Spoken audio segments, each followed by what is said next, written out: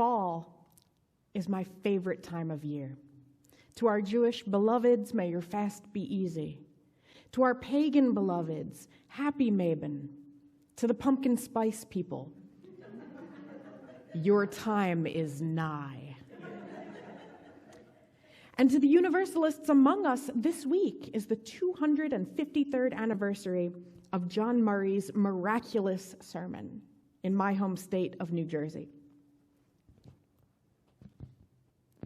This is a time of repentance and remembering, of introspection and transformation, of pumpkins and of spice.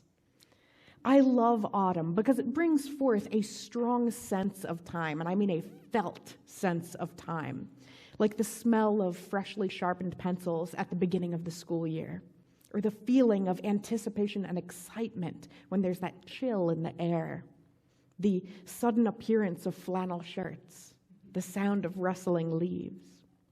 This feeling that there's a right time for certain things in life in ancient Greece was known as kairos, like the precise moment to fire an arrow, the right moment to send the shuttle through a loom when you're weaving so it wouldn't get tangled, the right moment to harvest your crops, which might not line up with what's on the calendar. It's a window of opportunity, like when the McRib comes back, only with more emotional importance to it. The clock and the calendar, which the ancient Greeks talked about in terms of chronos time, which is distinct from kairos, they can't always tell you how to feel about a season. Interestingly, since you have painted the sanctuary, the clock on the wall is down. This worship service is not operating according to chronos time. We're on kairos now, and it ends when it ends. So buckle in. You just know when some times are the right time. For the spooky people, when it's time to hang up the fake spider webs and skeletons, I was hoping you'd be here. You just know. You'll know. I want to share a page from a book with you. Okay, one quick question. Is anyone else hearing reverb, and is it okay? Should I move my microphone? Is it fine? Okay. So I want to share a page from a book with you that to me is a great description of suddenly realizing where you are in time, when you are in time. And the backstory is this. One autumn night around 1871, Laura Ingalls was laying in bed next to her sister Mary, trying to fall asleep in their family's cabin in Wisconsin. Their mother was knitting in her rocking chair, and their father was playing violin and singing. And that night he sung Auld Lang Syne. Laura was about 4 or 5 years old, and she later wrote about that moment, that memory, in her first children's book, The Little House in the Big Woods. And here's the last page of the book. This is how it ends.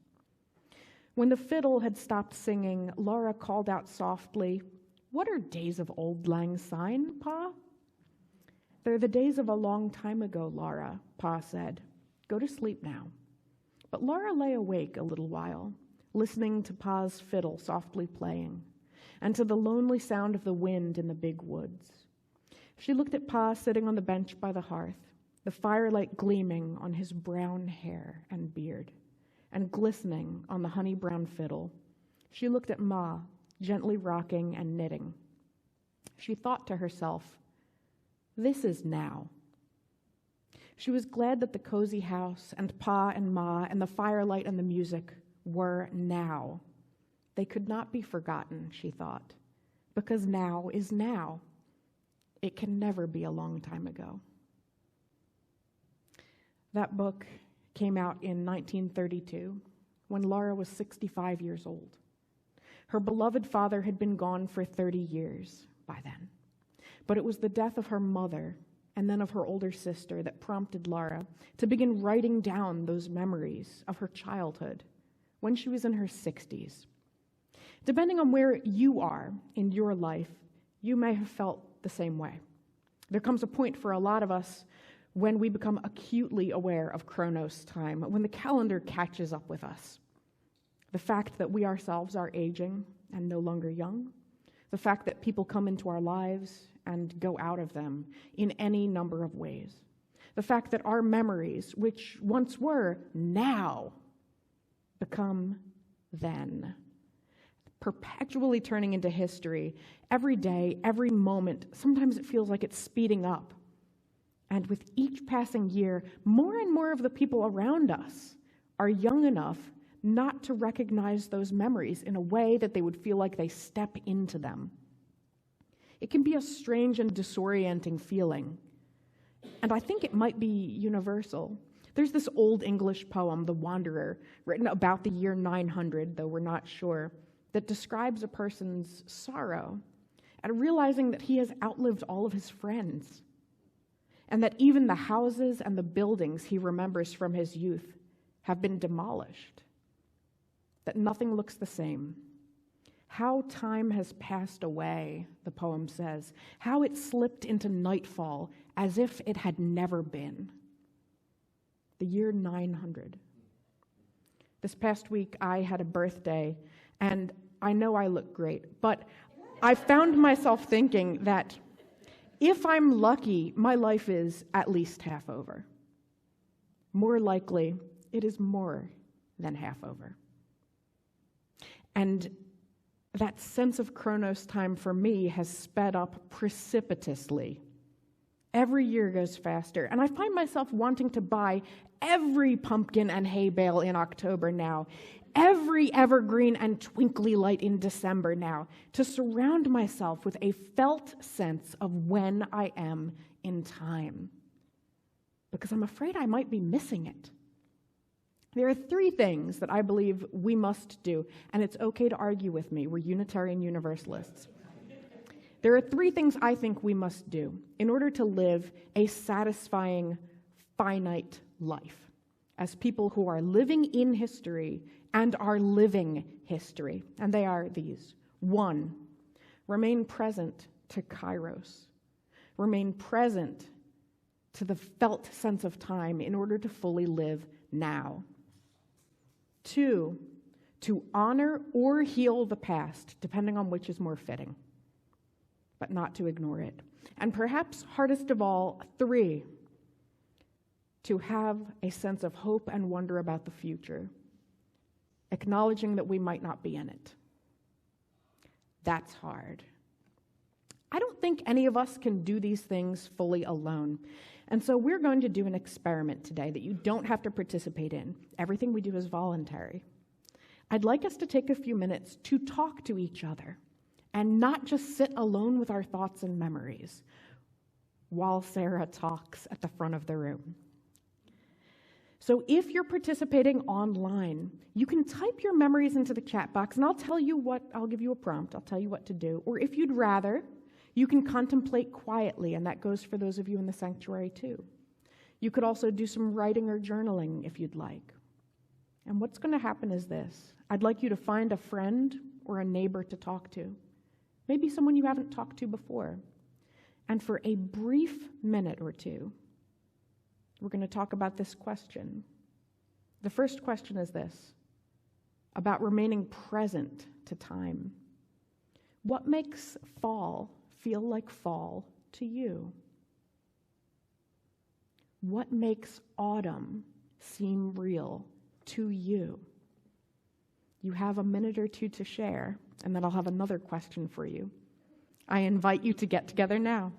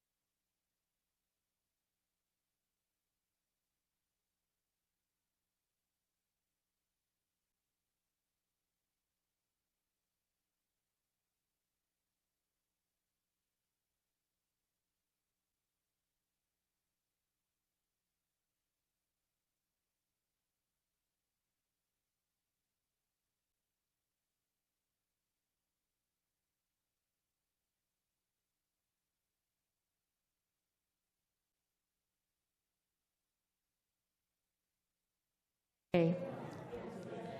About 20 more seconds as you wrap up your thoughts.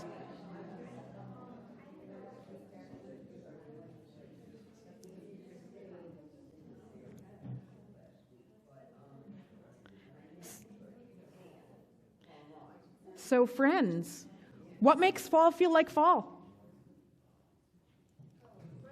Colors, weather, nature, leaves. Shorter days, that's what I said. Pumpkins, birthdays. Cuddling under the blanket. Oh, yes. Cuddling under the blankets. Yes. It occurs to me that we are animals. This is one of our Unitarian Universalist beliefs, right? That we're not in a hierarchy above animals. God did not give us dominion over this kingdom. But we are animals. And like bears have the urge to start digging their den, I have an urge to start making butternut squashes into soups. And I think that's real. So our second question that we're going to discuss today, right? We've talked about what makes us feel rooted in the here and now in this season. Do you remember the second part? The second thing we must do to live a satisfying life is to, honor or heal the past. And so let's talk about the past. And the question is, what is a memory that you have from long ago that epitomizes a season for you? And it doesn't have to be the fall. It could be winter or spring. And it doesn't have to be a time of year. It could be a season of life. Like when your babies were young, when you first started school, when you moved to a new city. And it doesn't have to be something big that you did or important. It could be a mundane memory like raking leaves or getting up early every day. The important thing is this feeling of Kairos, the feeling of the season. And if you can, focus on your senses. That memory, what did it smell like? What did it look like? What did it sound like? And you can either keep talking to the same people or pick someone new if you'd like. So we'll have a few minutes. What is a memory of yours from long ago that epitomizes a season?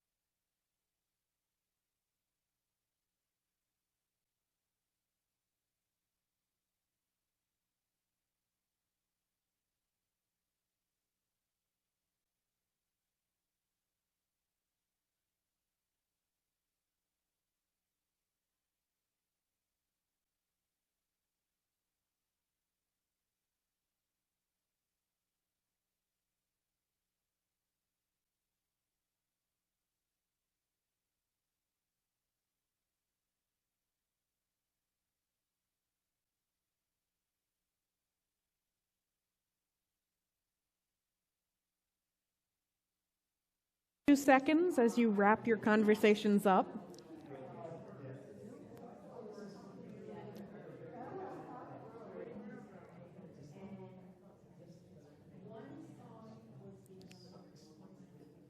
In a few words, just a few words, intrigue us. What's a memory that reminds you of a season? Watermelon. School bus. Fallen leaves. Ice skating. Swimming. Sun at the beach. Hot apple cider. What was that? Grief? Grief. Let's take a second. A season of grief. Has anyone here not had that? And what was next? I was saying hot apple cider. Hot apple cider. Yes. Oh, what evocative memories. And we all contain a multitude of them, an infinite multitude of moments and senses. And so the third thing that I said I think is needed to have a rich and satisfying life in time and in history is hope and wonder about the future, including a future you might not be in. And so this is a simple question, or maybe not. What are you looking forward to in upcoming seasons of your life? And I want to say a caveat here. For some of you, the answer really might be nothing. And that's an important thing to know and recognize in yourself. If there's nothing you're looking forward to, you might take some time to think, what do you need? What do you need to recapture a sense of hope and wonder? What do you need in your life right now? So that's the question. What are you looking forward to in upcoming seasons of your life? And you have a few minutes.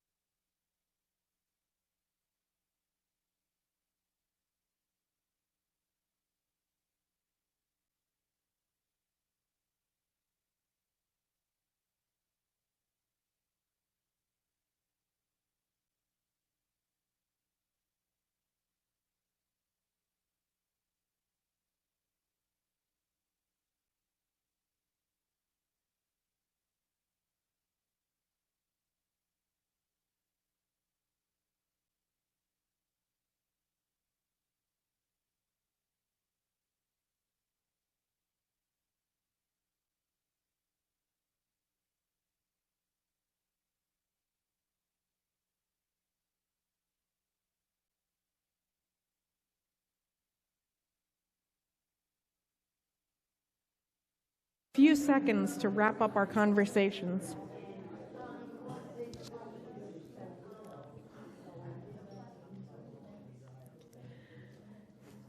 Was that tough for anyone? You don't have to raise your hand, but you can, yeah. Sometimes it's tough to look to the future, sometimes tougher than looking to the past. Those of you who are willing to share, what are you looking forward to in these upcoming seasons of your life? Learning. Watching family grow. Traveling. Planting. Teaching. Do you know the season finale of Reservation Dogs is on this Wednesday? Yes, thank you so much for sharing. Can we take just a few moments of silence to sit together in this room with all of the memories, the hopes, and the thoughts that have been shared?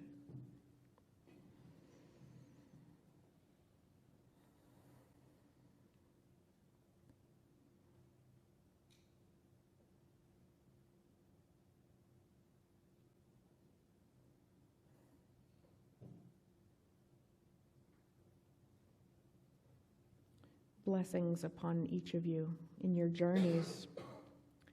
You know, sometimes I pass houses that were built in the 1700s or the 1800s, and I'm a nostalgic person, and I find myself thinking about the lifetimes that have passed inside those walls.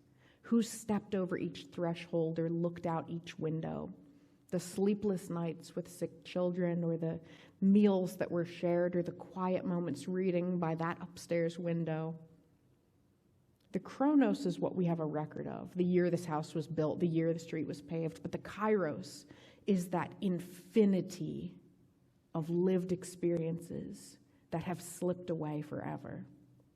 And everyone here, everyone watching online, is in the middle of a lifetime of moments. What a precious and sacred thing. I want to close our time together today with a story about footprints. In White Sands National Park, New Mexico, there's a lot of fossils, but in particular, there's a set of fossilized human footprints that is 10,000 years old. It preserves a single trip, 1 mile long, taken out and back by a woman and a toddler. And every so often, the footprints show the woman would put the toddler down so they could walk for a while, and when they'd get tired, she would pick the toddler back up. Every so often. How many of you have gone through that exact experience? Like, no, you need to walk.